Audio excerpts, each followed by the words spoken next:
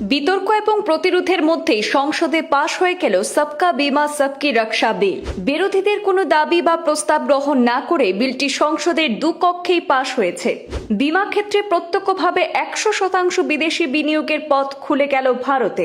বীমা বিল নিয়ে সরকারের তাড়াহুড়ো এবং অতিরিক্ত আগ্রহের নেপথ্যে বাণিজ্যিক লাভের উদ্দেশ্য রয়েছে বলে অভিযোগ তুলেছে বিরোধীরা। বিরোধীদের তরফে একাধিক সংশোধনের প্রস্তাব তোলা হয়েছিল, তবে সেই প্রস্তাবগুলি গৃহীত হয়নি। সংসদীয় কমিটিতে বিলটি পর্যালোচনার দাবিও নাকচ করা হয়েছে। সাধারণ মানুষ সাশ্রয়ী মূল্যে বীমা পরিষেবা পেতে পারবেন এবং দেশের লক্ষ লক্ষ নাগরিক উপকৃত হবেন বলে দাবি করেছেন অর্থমন্ত্রী নির্মলা সীতারমণ। বীমা বিল নিয়ে কটাক্ষ করে ডিএমকেএম নেত্রী এম.কে. কানিমোচির বক্তব্য, এটি সাধারণ মানুষের স্বার্থের বিরুদ্ধে যেতে পারে। অবশেষে পাশ হয়ে গেল সবকা বীমা সবকি রক্ষা সংশোধনী বীমা বিল 2025। ফলে বীমার বাজারে প্রত্যক্ষভাবে 100% বিদেশি বিনিয়োগের রাস্তা খুলে গেল।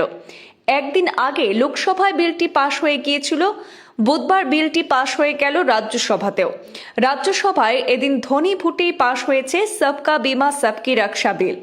এতদিন ভারতে বীমার বাজারে 74% প্রত্যক্ষ বিদেশি বিনিয়োগের অনুমোদন ছিল, এবার তা বেড়ে 100% হতে চলেছে। সংসদের উভয় কক্ষে পাশ হওয়ার পর এখন শুধু রাষ্ট্রপতির স্বাক্ষর বাকি, তারপরই আইনে পরিণত হবে সেটি। বিরোধীদের তরফে কিছু সংশোধনের দাবি তোলা হয়েছিল, কিন্তু সেই সব দাবি গৃহীত হয়নি। সংসদীয় কমিটিতে বিলটি পর্যালোচনার জন্য পাঠানোর দাবিও নাকচ হয়েছে সংসদে।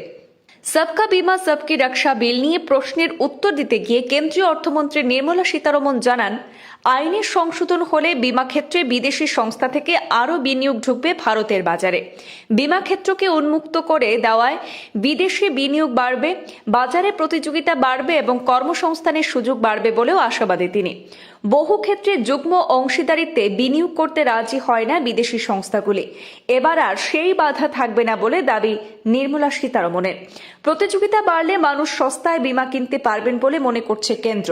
তবে তড়িঘড়ি এই বিল পাশ করানো হচ্ছে কেন তা নিয়ে গোড়া থেকেই প্রশ্ন তুলেছিলেন বিরোধীরা, কিন্তু এদিন সেই অভিযোগ খারিজ করে দেন নির্মলা। তার দাবি, গত 2 বছর ধরে বিচার বিবেচনা করে শলা পরামর্শ নিয়ে তবেই বিলটি আনা হয়। এই বিল পাশ হওয়ার ফলে 1938 সালের বীমা আইন, 1956 সালের এলআইসি আইন এবং 1999 সালের বীমা নিয়ন্ত্রক এবং উন্নয়ন কর্তৃপক্ষ আইনেও পরিবর্তন ঘটতে চলেছে। বীমা সংস্থার সঙ্গে বীমা বহির্ভূত কোনো সংস্থার মিশে যাওয়াতে আর বাধা থাকবে না। কেন্দ্রীয় সরকারের দাবি, সবকা বীমা সবকি রক্ষা সংশোধনী বিলের মাধ্যমে দেশের বীমা ক্ষেত্রে বিপ্লব ঘটতে চলেছে। এদিকে বিরোধীরা এই বিলের ঘাটতিগুলি নিয়ে প্রশ্ন তুলছেন। প্রথমেই বিলের নামকরণ নিয়ে প্রশ্ন তোলা হয়। প্রশাসনিক ভাষার পরিবর্তে আইনের নামকরণেও নরেন্দ্র মোদী সরকার নিজেদের স্লোগান ছোঁয়া রাখছেন বলে অভিযোগ করেন বিরোধীরা। সরকারি পরিষেবাও রাজনৈতিক বার্তাদানের মাধ্যম হয়ে উঠছে বলে দাবি করেন। এমনকি এই ধরনের নামকরণের মধ্যে গোটা দেশের উপর হিন্দি চাপিয়ে দেওয়া হচ্ছে বলেও অভিযোগ ওঠে লোকসভায়। হিন্দি ইংরেজি মিলিয়ে বিলের নাম রাখা যায় কিনা প্রশ্ন তুলেন আরএসপি সাংসদ এন.কে. প্রেমচন্দ্রন। ডিএমকে নেত্রী কানিমোচিও বিষয়টি নিয়ে সরব হন। তিনি জানান, 2024 সালের মার্চ মাস পর্যন্ত বিদেশি বিনিয়োগের মাধ্যমে বীমা ক্ষেত্রে 54,000 কোটি টাকা ঢুকেছে।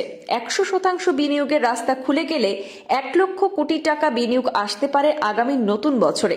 সেই নিরিখে ভারত সেখানে $12 বিলিয়ন বিনিয়োগ করে। ভারতের $600 বিলিয়ন বীমার বাজার বিদেশি সংস্থাগুলির দখলে চলে যাবে বলে অভিযোগ করেন কানিমোচি। তার বক্তব্য ছিল, এত দিনে ডাকাতি, এদের বিদেশি বিনিয়োগকারীরা লাভবান হবেন, দেশি সংস্থাগুলি ডুববে, কিন্তু বিরোধীদের কোনো আপত্তি গৃহীত হয়নি। ব্যুরো রিপোর্ট, পূর্বাঞ্চল প্রতিদিন।